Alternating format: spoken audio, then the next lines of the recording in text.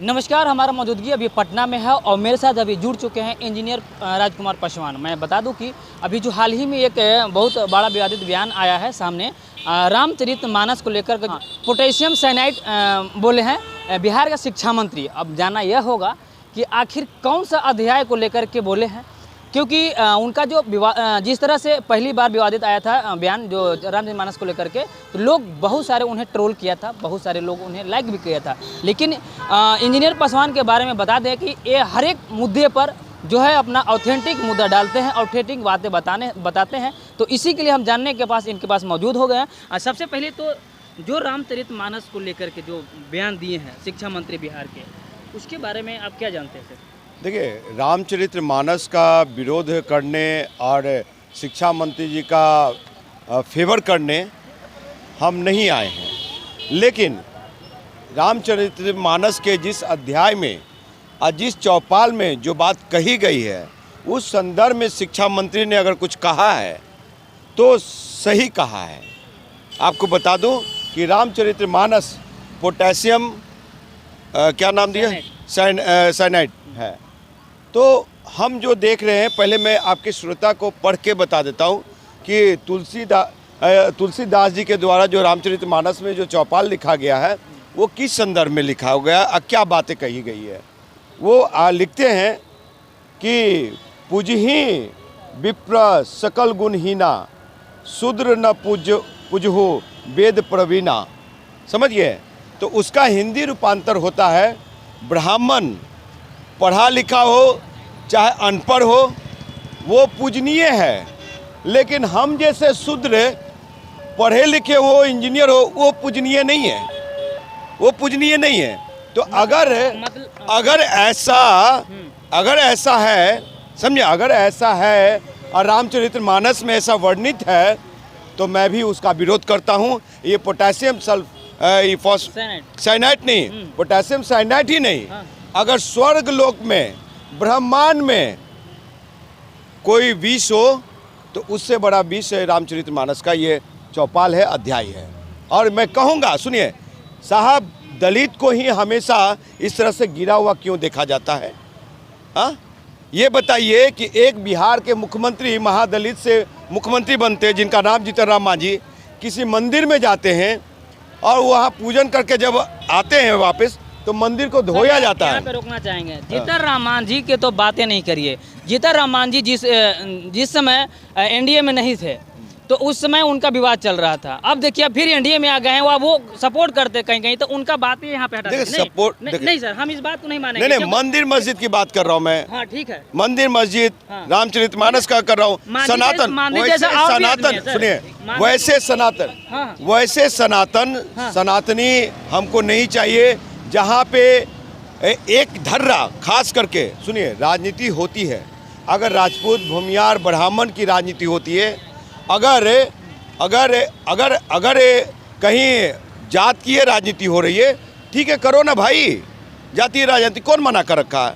लेकिन इस तरह का अगर चौपाल है तो उसको बदलने की जरूरत है, समझ गए? और नहीं तो कोई भी धर्म हो उसको ख़त्म कर देना चाहिए, मैं साफ कहता हूँ। मैं एक चीज़ और पूछना चाहिए, बहुत सारे नेताओं का बयान आ रहा है और एजुकेटेड नेताओं का बयान आ रहा है कि जो शिक्षा मंत्री बोला है, फिर से विवादित बयान जो दिया है वो एकदम गलत है। तो इसे कैसे सुनिए, मैं बता दे रहा हूँ।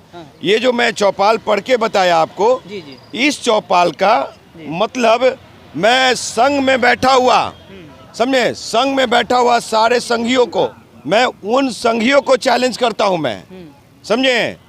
इसका मतलब ये इस चौपाल का जवाब दे, मठ में बैठा हुआ मठाधीश साधु को मैं चैलेंज करता हूं, मैं, समझे। और नागपुर में बैठा हुआ उस संघी को चैलेंज करता हूं कि इसका जवाब दे, इसका मतलब क्या होता है। वही एक विद्वान है कि क्या कहते हैं, ब्राह्मण पढ़ा लिखा हुआ है तो सब जगह पूजनीय होगा, एक शूद्र दलित पढ़ा हुआ है तो कहीं नहीं पूजनीय होगा।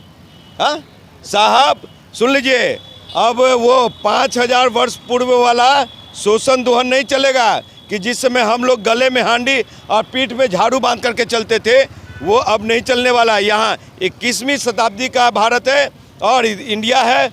इस 21वीं शताब्दी में हम लोग यहाँ के मूल निवासी हैं, और अगर इस तरह का है, सुनिए, भगवान कहने के लिए लोग कहते हैं भगवान श्री राम सेबड़ी के जूठे फल खाए थे, ठीक ना। वो दलित महिला थी, उस समय दर्द था श्री राम को सीता को पाने का, समझ गए। और इसलिए आज कोई राजपूत भूमिहार ब्राह्मण लोग दलित के साथ खा करके देखे, एक साथ जूठा खा करके देखे, तो मैं राजनीति छोड़ दूंगा साहब, खाली दिखाने के लिए। हाँ, आपको बता दूं कि मंदिर मस्जिदों में आज भी दलितों को जाने, दलित अगर संवैधानिक अधिकार कुर्सी पे अगर बैठा है, समझे, उसके बाद जब हटता है वो, तो उसकी कुर्सी धोई जाती है। कौन सी मानसिकता है ये, कौन सी मानसिकता है? ऐसे मानसिकता, ऐसे धर्म, मैं फिर कह रहा हूँ, मैं ऐसे धर्म को कभी मैं मानूंगा नहीं। अगर इस तरह का प्रसंग है, इस तरह का चौपाल है, तो हम इसका विरोध करूंगा खुल के। जिस अंदाज में राजकुमार जी अपने बातों को रखते हैं, बता दें कि ये सभी लोग जानते हैं। और बिहार में जब भी छुआछूत की बात होती है, जब भी छुआछूत की मंदिरों को धोया जाता है कि क्षुद्र है तो मंदिर धो देते हैं तो पाक हो जाएगा, उसी को लेकर अगर बोले तो जीतन मांझी को लेकर के उदाहरण लोग देते हैं। हम इन्हीं से जानने की कोशिश करेंगे, क्या जीतन मांझी बिहार में एक ऐसा आदमी है क्या कि उन्हीं के साथ ऐसे घटनाएं हुए हैं? बहुत सारे अभी आपको देखने को मिलेगा कि ये चंद्रशेखर जी जो हैं, हाँ।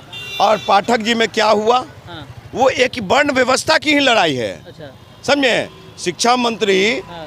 चंद्रशेखर जी, डॉक्टर चंद्रशेखर जी और उनके पाठक जी ने किस तरह से बातचीत हुई, ये प्रोटोकॉल है, डेकोरम है, ये ब्राह्मणवादी मनुवादी मानसिकता है। तो अभी आपने सुना, साफ साफ कहना है कि जिस मुद्दा को लेकर के चंद्रशेखर सिंह ने जवाब दिया है, वो अध्याय एक अलग है। पूरा रामचरितमानस जो है, पूरा को अध्याय को नहीं बोला गया है, सिर्फ एक अध्याय को लिया गया है, जिसको उसको लेकर के वर्णन किया गया है। लेकिन हाँ, बदलने की जरूरत है, उसमें सुधार लाने की जरूरत है। हम ये नहीं कहते हैं कि उसको जला दो, उसको धर्म को खत्म कर दो। नहीं, कुछ लोग ये बोल रहे थे कि पूरा के पूरा रामचरितमानस को है, उसको मतलब ये करना चाहते, इसलिए देखिए, कोई भी धर्म जानना, सुनिए, दर्शकों को गीता, पुराण, चाहे बाइबल, कुछ भी हो, चाहे मेरा हिंदू धर्म का ही किताब सनातन क्यों ना हो, चाहे वेद पुराण क्यों ना हो, अगर एक मानव को मानव से अलग करता है, समझे, एक खास जाति, खास धर्म